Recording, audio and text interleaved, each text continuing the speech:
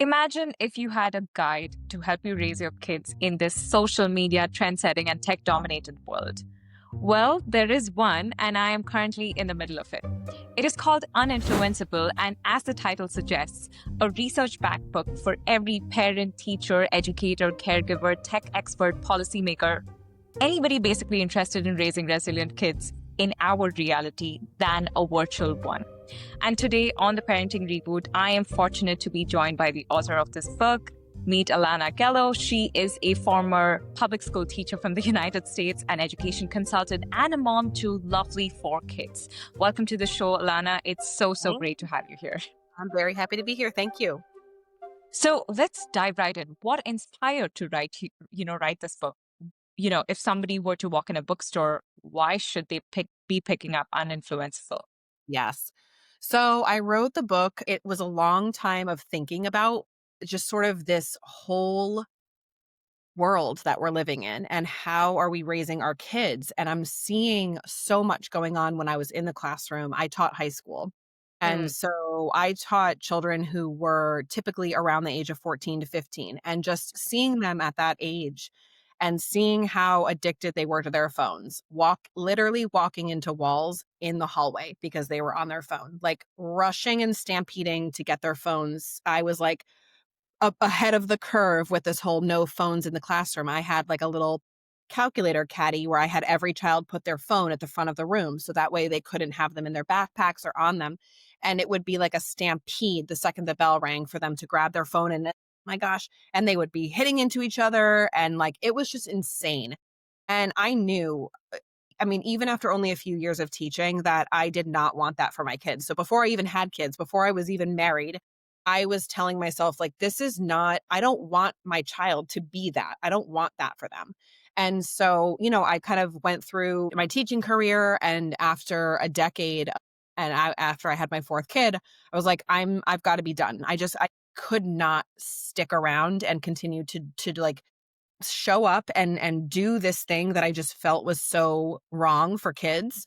And mm, there were so many just systematic things. And so basically that's kind of like the background of why this book came to be, because my whole parenting journey has been about raising kids who are confident, who know themselves, who are kind, who really believe, who have these really deeply entrenched values, and that they're not going to just be swayed by other children, other views, not other views in terms of that, but like, you go online and it's like the algorithm. All of a sudden you're looking at football, right? And all of a sudden every single thing you see is football. I mean, that works for any type of piece of content, right? So if your child is online, they're being exposed to whatever they're hovering over, it's showing them and it's feeding more and more of this stuff. And it's really impacting children's ability to see the world, to realize what's really real and what's fake, right?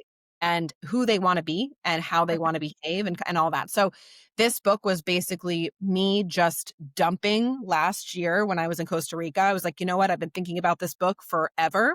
Now I'm going to sit and write. And I just started drafting. And I remember after like 2 or 3 days, I had written like 20,000 words or something ridiculous.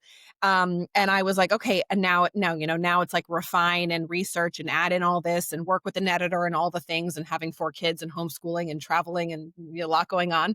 wow. So finally came to fruition. But basically, really, just I've seen so many parents struggling with how to raise their kids, and in this space where we're dominated by screens and social media and video gaming and YouTube culture and all of this. So that's sort of the long story of how this book came to be.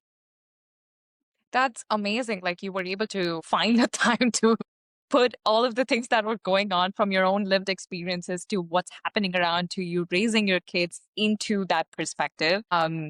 And I want to talk a bit more about, if it's not too personal, about what your journey has been with your kids, right? Like, was it always tech-free zone at home since you had that experience as a teacher before you said you had your kids, or were there some battles you had to pick and choose like while you were raising them?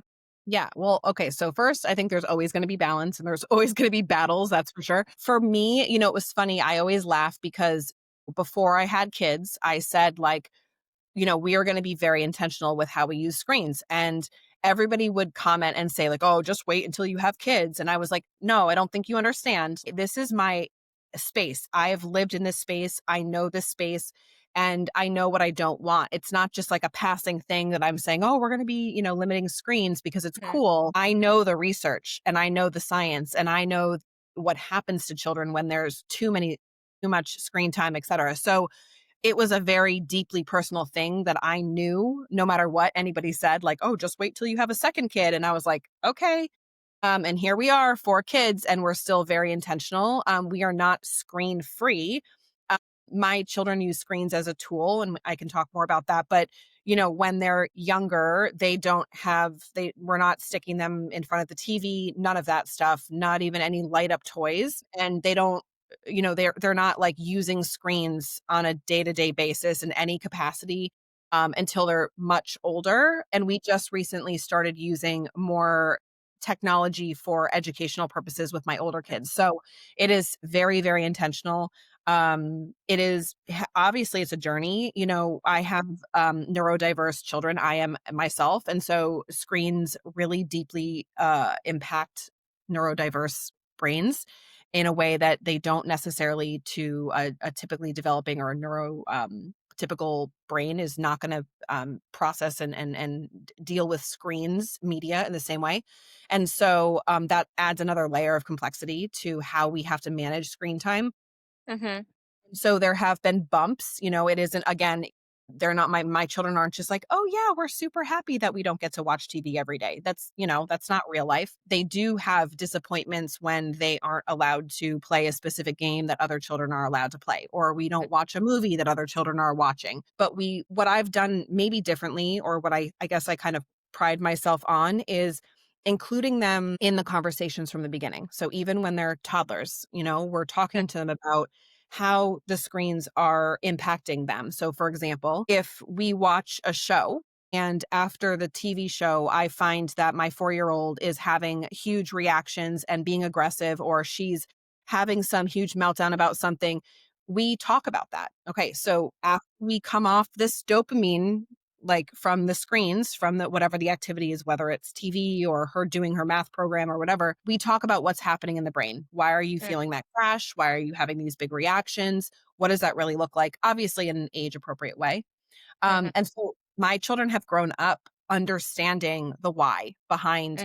us limiting screen time or us being very intentional with how we use screens. And Mhm. so it's not new for them. It isn't a punishment. It's not a consequence. It's our life, and how we choose to raise our kids is, you know, very intentional, and it is hard. There's definitely days like the other week, we had a very rainy, cold day, and, the kids sat in front of the TV for 3 hours, and I paid the price because after that, my 4-year-old screaming and having a huge meltdown because she wanted to watch just one more, just one more. And, Mhm. I'm like sitting there, okay, I'm the expert in this and, it should be perfect, but it's not perfect. And it's a journey and you're always going to need to reset your habits. You're always going to need to kind of come back to that why and really figure out what's working. There are certain types of media that affect certain kids differently, right? Watching a TV show might not affect one kid, but maybe another kid in your family can't watch TV for whatever Mhm. reason or can't watch a specific type of TV show. It's too stimulated. So there's always kind of this constant adjusting and evaluating and thinking, all right, we introduce a new thing for one child, maybe they're allowed to do something. And okay, we've got to monitor how is this affecting their behavior? Is this working? Is it not? And then we adjust from there. So there isn't like a set specific, there isn't a magic wand, right? It's not just like, if you just do this one thing, then all of a sudden, your children are not going to want screens and they're not going to care and they're going to be perfectly behaved. That's not realistic. So that's kind of our journey. Mm. And my 4 kids is very different in how they react to different types of screen media. So that's another thing, is just really being in tune with that and saying, okay, my son is really impacted by these 3 things. And so we Mm. have to manage that differently than we would for, say, my daughter, she couldn't care less, right? It doesn't affect her at all. So So I want to say what I'm hearing from you is it's not necessarily a bad thing to be reliant on technology or screens at some point. when you're parenting your toddlers. Like, and there has been this overarching narrative or theme on especially social media platforms where you see people going on one extreme saying you need to shame parents or make them feel guilty for having, put their kids in front of the iPad, and the other extreme going, no, it's totally fine. Like, we Yeah. turned out fine. Our kids are going to be turning out fine too. So it seems like everybody has to co-parent at some point with technology and social media. So, like, that's not a bad thing. Is that what I'm hearing?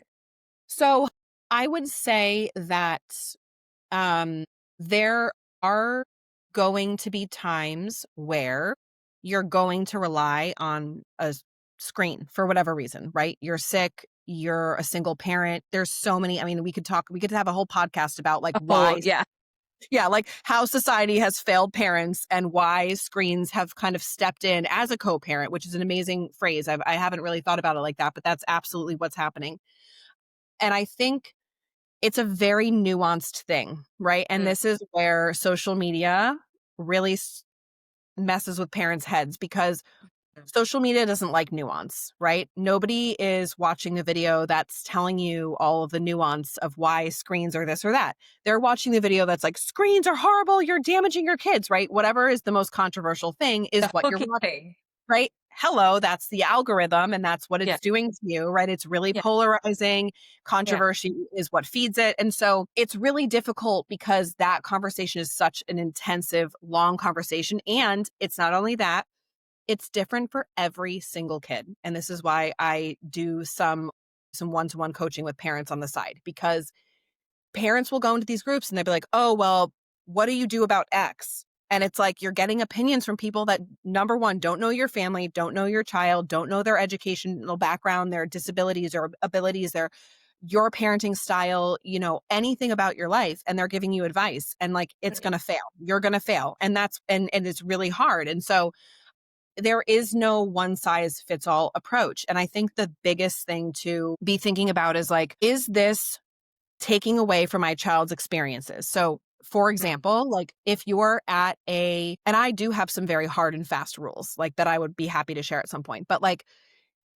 you have to understand. So, okay, so here's a perfect example. Oftentimes I will go out to dinner and I will see a child on an iPad. What are they doing on the iPad? I'm watching them and they are coloring on the iPad with their finger, right? They're doing some sort of coloring app. Mhm. Why are we giving a child an iPad to color instead of a piece of paper and a crayon? It is the exact now, it's not the exact same thing at all, actually, it's not. Like, the physical motion, the fine motor skills, all of the things, the sensory experiences are very different. So, we have to be very conscious of why are we using this screen, okay? Mhm. If we are having a mental health crisis, if we are a single parent working 3 jobs, if we are just trying to survive, putting on a slow and intentional TV show for your toddler for an hour so that you can have downtime and make dinner or clean up or whatever it is not really the problem, right? Like, we're not talking about that. We're not talking about the parent who is using um uh, a little bit of TV every day so that they can make dinner. That is not really, in my opinion, the issue, right? Yeah. That's not what we're talking about. Like, we're talking about these kids who are constantly being given technology, iPads, TV to quash their boredom. Anytime they're uncomfortable, they're given a screen. Mm. Anytime they're having a tantrum, they're given a screen. Anytime they're bored, they're given a screen. Anytime mom and dad want to get anything done. And it is the mentality of that's the real problem, because what parents don't understand is that your child, there are so many things that you can do to rearrange your space, to reshift your mindset that would open up room for you to not need the screen. Mm. And it starts from birth. It's like when our baby's an infant and they're staring at the wall and they're looking at the shadows, right, and they're very content. They're just staring. That's what they're supposed to be doing. You take out the light up VTech little pretend phone that lights up and sings and talks and shot, flashes lights everywhere, and you shove it in their face to get their attention. You are Mm. conditioning your child to need constant stimulation. Mm. And so, because of the lack of education around how children develop and how children's brains develop and how those types of things affect their long-term behaviors, we start to condition them to need that entertainment and that constant stimulation from birth. Oftentimes many parents do. And so then when they just, it's a cycle, right? You have to break the cycle. It's like you do that and they need it more, and then you do it because then they're tantruming and you don't want them to, so you give it to them, but then you're actually feeding this horrible cycle that you eventually are going to have to break. So I'm sorry, I feel like we went off on a tangent, but so I think No. that that's kind of like, there isn't this, like, what I would say is think about the situation that you're in. Is there, if you want to fold laundry, why can't you sit on the couch and allow your toddler to match socks instead of putting Mm, on the all they want is to be with you, right? Yes, it is hard. Yes, it makes it harder. Yes, they're going to tip over the laundry. Maybe you're on the verge of a breakdown and you can't do that. And that's okay. Put the TV on, right? But like, that isn't the vast majority of parents, right? The vast majority of parents do have the capacity to, for example, instead of turning the TV on, let their child help with the dinner prep. They just mm. don't know that that's an option. They don't understand how to facilitate that. They haven't done it in the past. And so now their child is wired for this constant need of stimulation. So it's like this breaking of the cycle. So I think there is absolutely a time and a place where a parent could need to use a screen, right? Again, there's a variety of reasons why, and that's a whole separate, that's a huge social, like societal issue that we could talk about. But as a general rule, it's like, before you hand over a screen, just stop and think, like, what is this doing? Why am I doing this? Am I doing this because I just need a break? Could I play music for my kid on an Alexa, or on a radio or whatever, on a Yodo player or something? Could I put an audiobook on? Is there some other way that I could entertain and keep my kid busy, which are both phrases that I absolutely hate, so that I could get something done? Independent play. If your child doesn't know how to play independently, yeah, that's going to be hard, right? But that starts from birth. Mm. Teaching parents about how to set up their space, how to allow for that to naturally develop. Those things help kind of ward off the then 3-year-old who doesn't know how to play by themselves and constantly asks for TV. So hopefully that makes sense. There's It, definitely no, yeah, hard and fast. It's very, very nuanced, and each family is going to be different and have their own set of challenges and things that, needs that they have and that their kids have. for sure. And there's so many threads that I want to pull here, Alana, but one of the things that comes top to mind, like in terms of like summarizing what you said, is like technology is not really used as a last resort. It's always one of the first things a lot of Mhm. parents and families and Yes. settings, the theme that I've observed with, having spoken with a lot of parents, tech experts, is that tech is the first thing they rely on, is because adults themselves are so hooked on to their technologies because they have no way outside of it, right? So as I speak to parents, as I speak to a lot of caregivers, what I also see is that they're concerned or worried about the modeling that they're presenting to their toddlers and children, right?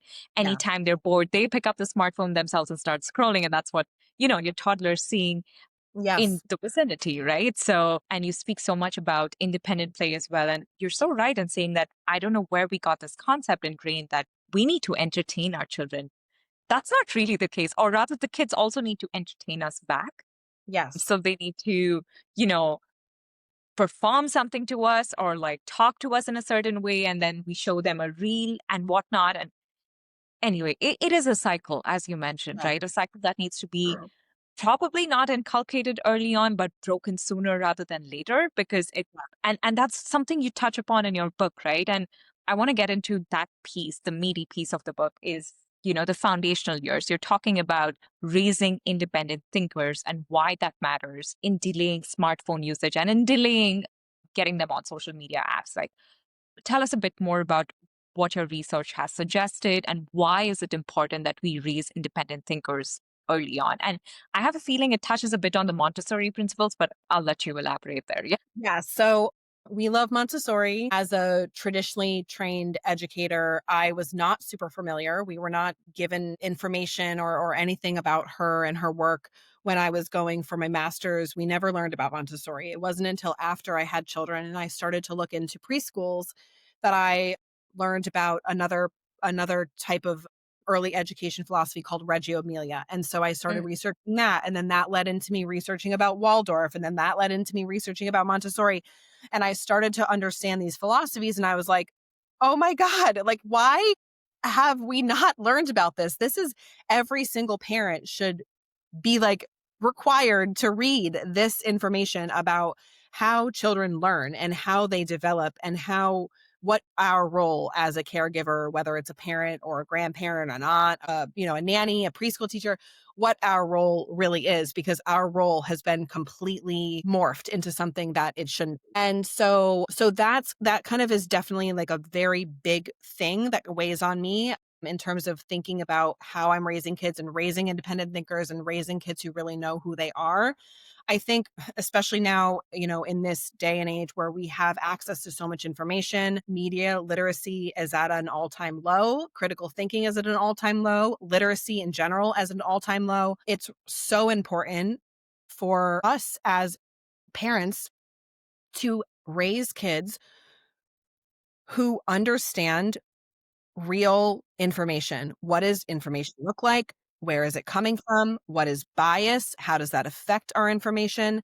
How do we understand, we are looking at something on social media. We don't just believe it, right? We need to think about it. We need to see, where is this coming from? If we want to have a functioning global society where we are reducing poverty and war and hate and all of this stuff, our children need to understand how to be a productive and kind and helpful and contributing member of society. So it's so much deeper than, and this is where it's like nuance, right? Like there's so many reasons why I think this book, I have a copy. I was like, babe, bring me up my book, is like a important read for parents, because we are in an age where there is so much misinformation, so much information in general, where we're just bombarded with information. And we've lost touch with, as mothers, our own intuition. We literally have to track on an app when our kid sleeps and when we feed our kid. The kid is crying, the baby's newborn is crying, the newborn is hungry, right? We feed the newborn, we hold the newborn, we rock, we sleep. You are instinctually like going to keep your child alive. That is what our bodies and our brains and our whole, like, what is the word? Our evolutionary like development is to do. But we've been trained that we have to like track it on an app so that we know when to Yeah. feed our baby, right? So this is the mindset that we're in. And it all kind of comes back to all these things. And it's the Mm. same thing with you know, with these technology and stuff. It's like if you think about it, we have gotten so far away from what kids really need. A child's developmental needs haven't changed, right? Mm. They need attachment, they need security, they need stimulation in an appropriate way. Just because we have apps and social media and computers doesn't mean that our brain development has changed or our Mm. motor development has changed. And so kids still need all the same things that they've always needed. And our society is like telling us that that's not true, that they need this educational app, they need this thing, they need that.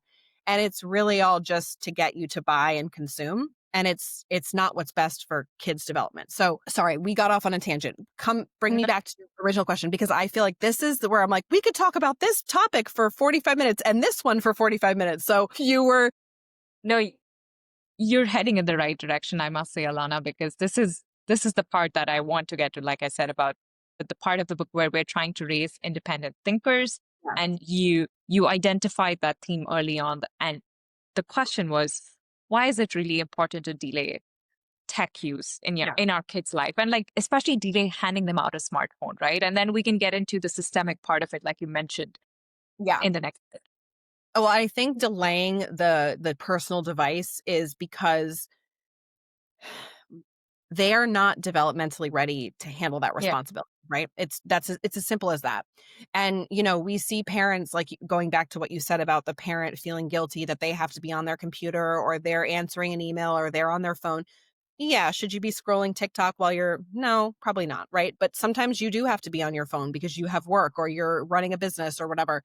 And I think parents misunderstand a little bit that it is true that children are going to model what they see, but it's also true, right? There's an and also we are adults. We have fully developed brains. They are Mm. children. They do not. So our brain can handle sometimes scrolling, right?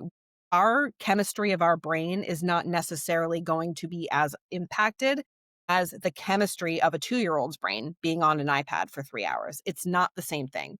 And so Hmm. tip on that is like I speak to my children. I'll say, "Hey, I'm sorry I have to be on my phone. I'm actually checking my emails. You know that I'm not just playing around. I'm not playing a game on my phone. I'm working. I have something to do. Give me 15 minutes. Go set a timer. I have to respond to these emails." And this is what it is. That they need to see that we also use technology as a tool. So for any parent who's like listening, who's like, "Oh, but I have to work from home and my kid sees me on the computer." That's not Yeah. the right. You need to, obviously, you shouldn't be scrolling TikTok all day. Where you should be engaging with your kid. But if you're on your phone because you are doing a grocery list or you're ordering something or you're menu planning or you're answering emails, just communicate that. You have to just communicate with your kids. They are capable of understanding so much more than what we give them credit for. Mhm. As for so going back to as for delaying like a smartphone, for example, I mean, that's just a like, guys, come on. Like a smartphone, access to the internet, apps. Like you can't even handle that as an adult, right? Like you said, you're on this. You get distracted. You're pulling your phone out. And you're expecting a child who doesn't have a fully developed brain to be able to handle that responsibility. That's just like common sense. Like, come on, it's like we got to think about these things. This is where it sometimes I'm like, we've lost our intuition. Like, does that make sense to you as a parent? As a parent, does it make sense to give your child something where they have unlimited access to apps, games, texts, people, internet? Who knows what's out there? That doesn't make any sense. Come on. So I think a little bit is like we've got to just like step it back a little bit and really be thinking about what actually makes sense for kids. Do Yeah. they need to maybe call us if they're a tween and they're at a friend's house? Sure. But do they need a smartphone for that? Like we didn't have a smartphone. We were able to call our parents perfectly fine. The parent has a phone or the child has a dumb phone, not a smartphone, like a phone that's like a dummy A phone, flip which is phone. Yeah. numbers. Yeah, flip phone. And it's like, there are other options. It is not an all or nothing. And I fully appreciate like wanting to give kids more independence. That's so important. But there's a way to do it safely when it comes to the actual device of a smartphone. And same thing with an iPad. Your 2-year-old doesn't need an iPad. Like, they shouldn't have an iPad, that's it. I don't think any kid should have an iPad unless they're older and they're starting to do, like, graphic design or some other work that's actually you need an iPad for that particular thing. It shouldn't be just, like, carrying the amount of children that just walk around the world carrying a case with an iPad all over the place, to the soccer field, to the restaurant, in the car. I mean, you are handing them a constant dopamine stimulation chemical, like, it's like drugs. I hate to say that, and It is. it's people get really, like, upset, but that's what it is. Their dopamine centers in their brain are going off like a disco ball, and you are constantly giving them that over and over and over again, and then you're wondering why they're having a hard time when they're bored. And it's like, again, take a step back. Does that make sense? If Yeah. you are constantly right, like, if your child is constantly getting stimulation and they're expecting that and then they don't get it and they're bored, of course they're going to be upset about that. I mean, that makes sense, right? So we need to start to understand more about what's going on and why you're seeing those reactions, why you're seeing those behaviors so that you can then understand why your choices as a parent are impacting that. And that's Mm. not like the same, right? That's not to be like, you're a horrible parent for giving your kid an iPad. It's like, we all do stuff that we regret or that we think one thing, we're like, oh, this is great. We're going to do this. And then we learn new information. And like I've always said, the mark of an intelligent person is to be able to learn new information and make a change. Make change. Yeah. Like I'm seeing that this is negatively impacting my kid. I'm going to do something about it. There's no shame in that. We're all gonna make mistakes. Everybody is, especially when we're out here being told by society that our kids need these things, and we're being marketed to billions of dollars being spent telling parents that their kids need this educational app to be successful. That is not on you. Like, you have been lied to, and you've fallen for this marketing and all of this stuff in society, and, like, it's okay to say like, "Wow, shoot, oof, that was a bad choice," Now I'm gonna do something about it. I'm gonna make a change, and it's never too late to make that change. So whether it's a smartphone, a tablet, too much TV, any of those things, like, you can always take a different path if you choose to do that. And you're so right in saying that, like, it's all marketing in the sense that I'm thinking about it from a systemic issue lens. And I know you Mhm. touch about it in your book as well, and you speak a lot about it on your social media platforms too, is that there's so much evidence, there's so much research out there talking about the repercussions of kids, teens being on social media apps and their deteriorating mental health, right? Talking about post pandemic, specifically them being locked up for hours scrolling and it affecting their psyche, it affecting their Yep. moods and behavior. The anxious generation, Jonathan Haidt Yep. covers Yeah. about it, Love him. Yeah. pages and pages of it, right? But we're still doing nothing. This is a systemic problem, Yeah. clearly, and It is. one that is being funded. And I want to go a step further and say a lot of these people who work in these tech giants probably also have families, probably also have kids. So they would be knowing what's happening out there. They are But not giving their kids iPads. So this is like another, like, I don't know if you've read this, but like there's a yeah, lot of information out there about all of the biggest names in tech, all of the people who create this technology. None of them give it to their children. None of them. They send their children to Montessori and Waldorf schools that have zero technology, zero consumerism, zero character. In my Montessori, our children were not even like allowed. Of course, if they showed up with something, they would be allowed in the school. But the general sense was you're not wearing character clothes. You're not wearing a shirt with a Mario brother or a Pokemon or anything like that to our school because we are not about this consumerism. And Montessori and Waldorf have the same like underlying principles around what is best for kids. And those people who are the highest levels in tech, who are developing this technology, the forefront of this technology, none of them allow their children to use it. And they all send their children to schools that have no technology. So, like, that should tell you something as a parent. And it's wild because, again, that's not information that you're being, you're not being shared. You're not being told that information. You're being told the oh, this app was developed by an educational specialist who understands blah, blah. oh God. It's like, and it makes me so frustrated. I could be a millionaire if I had taken all of the deals from different apps, different educational apps, different companies that have approached me in the past to create content for them or to show off their product or whatever it is. And I've been like, no, I'm not doing that. We know that this isn't what This is kids the should bad be thing. doing. Yeah. Right? We know that. Like, I just cannot bring myself to take your money and tell parents that they should go download XYZ app for their kid to practice reading. I'm not going to do that.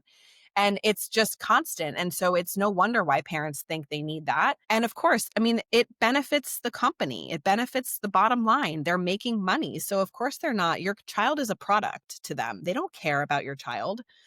They don't, and they know what it's doing. Like, there's all this stuff coming out now that like the tech giants they know what it's doing. They don't care. Why would they care? They're in a business. They're in a business to make money and they're making money off you and your kid. And they're sucking your child's childhood away and they're damaging their emotional regulation skills. They're suffocating their creativity. Like, all of that, they don't care about that, right? So they're not going to come out and be like, oh, parents, no, you probably shouldn't go buy that iPad for Christmas. They're going to tell you your kid needs the iPad because it makes them money, and there's no protections. That I know that there is some work being done now. Different people and different organizations are trying to work towards, reducing phones at schools or holding accountable, Meta and different things like that. But at the end of the day, it's not Meta's responsibility. It's yours as the parent. You have to, you have to be able to say, you know what?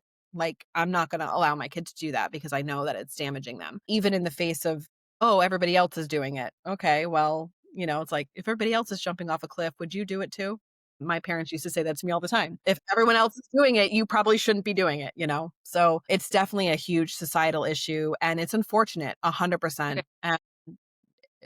But at the end of the day, like, you as the parent have the control. You are the one that's buying the iPad. You are the one with the purchasing power and the brain and the decision-making power. So you have to be able to make that choice to say, like, we aren't going to buy the iPad, or no, we're not going to allow you to be on Snapchat or get you the iPhone or whatever it is, right? So there is a little bit of that has to happen as well. That's true. And I heard you mention rules somewhere in between when we were Mhm. talking. Just some of these. So if you had to think about a toolkit, sort of a digital toolkit for parents to have handy, what would the top three rules in there be when you're talking about tech use, balancing it at home, as well as raising grounded and resilient children who are, who have who they have a good relationship with in terms of Yeah. like a trustworthy relationship so your kids can come back and talk to you Yep. if they've seen something, crazy out there in the tech world. Yeah. So top three things in the digital toolkit, the Oh my rules god. that you were talking about. Okay. Uh, so I would say number one is to never use technology or a screen to handle discomfort. So Mm, whether that's boredom, a tantrum, a big feeling about something, disappointment, any of those things, if your child is experiencing that, you should not be trying to fix it with a screen, right? Your kid is a tantrum, you don't want to hear it, you're at the restaurant, you hand them a tablet. That's a mm, no, a hard no. Never, ever, ever, ever have I ever in my entire parenting. And I'm only saying this, I'm not saying this to shame parents who have. I'm saying it to say that it is possible because people say, oh, well, you don't have neurodiverse kids. You don't have more than one kid. You don't, and I'm like, no, but I do. I have neurodiverse kids. I have multiple kids, 4 of them to be exact. They are at this age 4 kids under the age of 10. So when I was, they were 4 kids under the age of 6, okay? And never did I ever one time in my entire decade of parenting hand my child a screen because they were uncomfortable. mm, You have to be comfortable with your child being uncomfortable. They are not going to like every decision you make. They are not going to just be happy that you tell them no, that they can't have another cookie or that they can't stay up later or whatever the thing is, whatever the decision is. You have to be able to withstand and have that emotional regulation, those skills yourself to be able to be okay with them throwing a fit because they're going to throw a fit. They want something and that's yeah. how they're going to try to get it. So number 1 is that, like, never ever give a screen the- to yeah. pacify them for any reason. I would say number 2 is to make your connection as a family the priority. So, for example, no screens at dinner time, no screens in the car. We don't do screens. There's no way on this green earth that my teenager is going to sit in the car and be on their phone while we're driving together. No, we're going to be chatting and listening to music. Why? Because that's when you connect, right? You are losing every single time you are on your phone and you're sharing a meal, you're doing a chore together, on a ride together. You are losing connection with your child. And so that's one thing is to prioritize the connection, the conversation. Parents are not talking to their kids anymore. They're not just talking. They're not People say like, "Well, what am I gonna do at a restaurant?" And I'm like, "You're gonna talk to your kid. You're gonna have a conversation. You're gonna bring a book. You're gonna read. You're gonna ask them questions. You're gonna get up and walk around. You're going to connect and be in the moment with your child." That has Mhm. been lost, and that needs to come back because that's so important. And that gets to like, how do you want your child to come to you. You wanna have a good relationship with them. A relationship starts with connection and communication. You have to have those. Simply because they're your child does not guarantee that you're going to have that connection with them. You Yeah. have to sustain it. So I would say that's the second one. And I guess number 3, oh my goodness. Number 3 I would say would be to not be afraid to be very particular about who you and your child spend their time with. Hmm. Say like you Sure. are the 5 people that you spend your most time with or something. There's some saying about that, right? Like you are who you spend your time with. You are what you eat. You are, right? If your child is constantly surrounded by children who are constantly gaming Yep. for 10 hours a day, and that's the house that they're going to spend time at, and that's the kid who they're playing with, and that's right, they're going to be negatively influenced by that. Mhm. And that's not to say that you shouldn't allow your children to be friends with kids who have different, who are being raised differently, whatever, right? Like you can have your child can have a friend who plays a lot of video games and your child isn't allowed to do that. It's how you manage that relationship. And like you aren't just going to send your kid over there to sleep over when that child has been exposed to violence and sexual content online, right? That's not safe. Decision. It's okay to say, you know what, Johnny, his behaviors and the way that he goes through his life, we don't want you to be constantly surrounded by that. And so we're going to manage that relationship in whatever way we need to. And for you as a parent to seek out other families that are on the same page, and they don't have to, doesn't have to be perfect. You know, it's never going Hmm. to be, but to try to find other families that have a similar viewpoint in terms of screens and how they're used. You know, if every single one of your friends gets their kid an iPhone, yeah, it's going to be really hard, right, for your child to not be the only one that doesn't have it. So find other families and other kids that don't subscribe to that, or that have a similar value in terms of how they approach technology, and try to cultivate those relationships, and know that it's okay for you to say no to a relationship or to a friendship or to a house or to a child, or, to a situation that doesn't serve your family and that brings them down a path that you don't want them to go down, if that makes sense. Yeah. So I say that would probably be the biggest three. I have a bunch more I'm sure I could share, but I those would be my feel like top. you do that so well articulated, so amazing, and such good takeaways for every parent listening out there on where they can get started, right? Because oftentimes you're drowning in algorithm, you're drowning on these social media posts telling you about the right way to parent, the right way to do this and to use technology, etc. So I feel like this is such a great takeaway. If anybody's listening, this piece is something I feel like anybody should take away. But Alana, I know we've spent close to an hour already. And one thing I definitely love doing towards the end of every segment is asking you about the future, asking you what excites you, what gives you hope about the generation that we're raising, especially Generation Alpha and Beta, and the future that they're getting into. Yes. Well, I love that. So, I'm seeing a lot of children in the older sort of like 20 somethings. I don't know what generation that would be. I'm so bad at that, like Generation Alpha. I'm like, what's the years? Um, really like recognizing how detrimental the screen time has been for their own lives and pulling away from it. Like Mm, intentionally being like, you know what? I'm now going to leave my phone at home. I am going to get a simple, I'm not going to have a smartphone. I'm going to delete Instagram off my phone.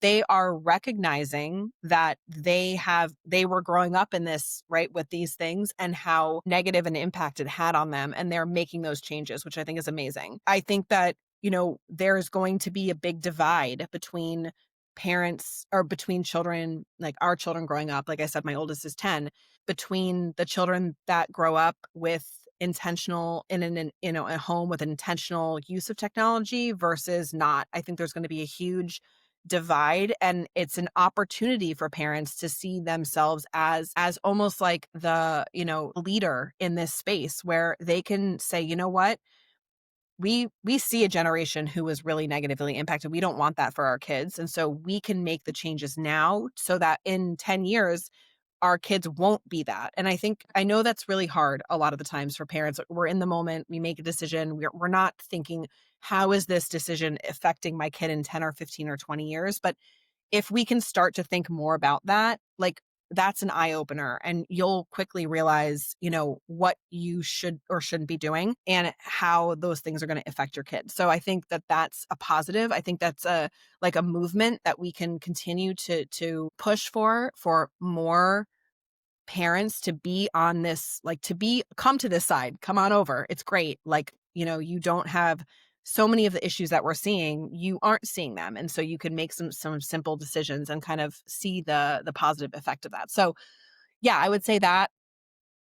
And I feel like there's so many parents that I've worked with who have recognized the issue and that are in the face of, like, instead of feeling guilty, instead of feeling shame, instead of being like triggered and angry, they are like, "You know what? I'm gonna take back the control, and I'm going to take the iPad. I'm gonna remove the iPad from our house. I'm gonna set our boundaries. I'm gonna change our approach to technology." And so I think that our generation of parents are very invested in wanting to do the right thing and really, like, reading the research and taking that to heart and trying to implement it. So I do see a lot of that happening, which I think is amazing.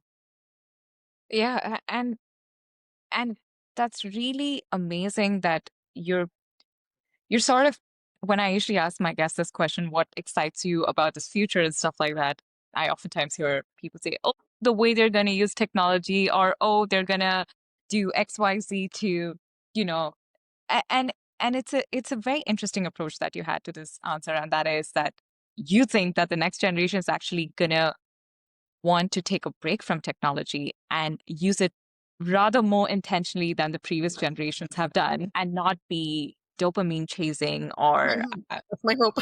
and it's a beautiful world to imagine, right? Because we're going to be probably more in tune with our intuition.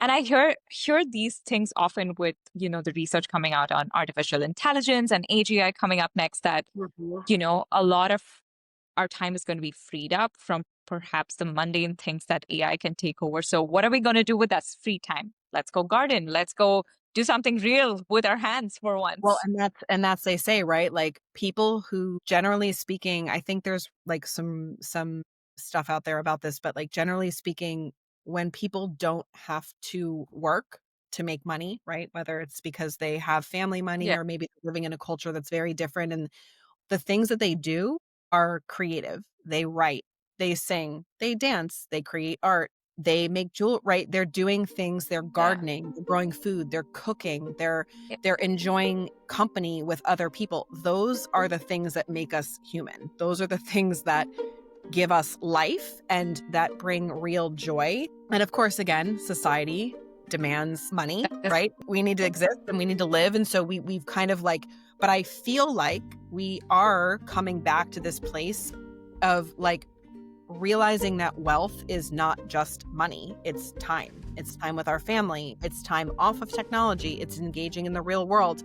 And I think that there's a huge movement of people that are trying to sort of redefine like what our lives look like, because we have gotten so far down in this path of, consumerism and money making and all these things, and we've lost so much of that human connection. So I see people trying to come back to that, and that does give me hope, for sure. Yeah.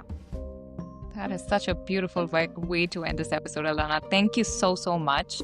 This has been so enriching, so, so, so inspiring. I'm going to drop the link to Uninfluenceable in the bio below. Do check it out. Do get your copy now, and leave your comments below and let us know what stood out to you. Thank you, Alanna. Thank you so much. Oh,